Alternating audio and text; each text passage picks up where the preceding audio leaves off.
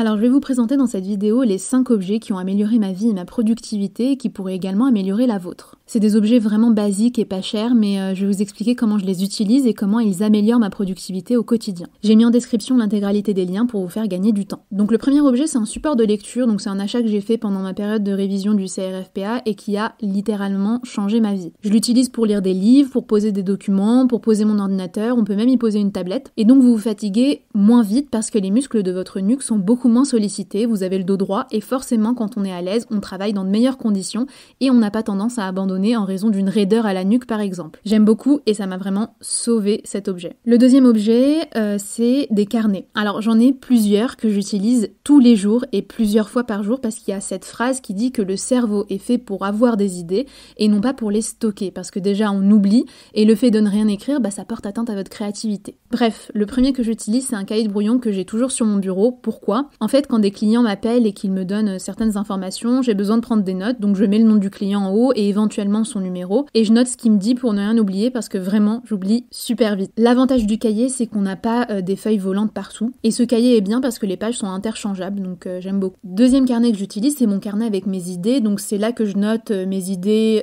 pour YouTube par exemple, si j'ai certains projets, si je dois faire certaines choses, mes to-do list éventuelles. Quand j'écoute des podcasts et qu'il y a des informations intéressantes, je les note également dans ce carnet. Donc ce carnet me suit partout et j'y note vraiment tout. J'ai un petit sommaire en première page pour garder un semblant d'organisation et me repérer. Je pense que c'est super important d'avoir un carnet fourre-tout comme ça où vous allez mettre tout ce qui vous passe par la tête. Le troisième carnet, c'est mon journal intime. J'écris tous les jours dedans, tout ce que je fais dans la journée quasi, ce que je pense, ce que j'aimerais faire ou ne pas faire, et c'est vraiment relaxant. J'avais longtemps abandonné cette habitude, mais il faut vraiment pas. Ça a eu des effets positifs chez moi qui ont été incroyables. Je vous ferai une vidéo dessus parce que ça a littéralement changé ma vie de reprendre cette habitude. Le troisième objet, c'est des écouteurs. Je les ai toujours sur mon bureau, je prends des appels avec et ça permet de ne pas tenir mon téléphone à la main et perdre du temps. Mes mains sont libres pendant ce temps et si l'appel dure un peu trop longtemps, je peux totalement faire autre chose en écoutant, prendre des notes, etc. Ou alors être dehors et mettre mon téléphone dans la poche. J'ai une autre version en sans fil que je vais utiliser principalement pour écouter des podcasts pendant que je suis en mouvement et que je peux pas avoir mon téléphone sur moi, principalement quand je fais le ménage ou que je trie des trucs. Quatrième objet, c'est le chronomètre. Alors ce chronomètre, je l'ai également acheté pendant ma préparation du CRFPA et je l'utilise toujours à ce jour. Donc je l'utilisais pendant mes révisions pour savoir combien de temps je passais chaque jour à réviser,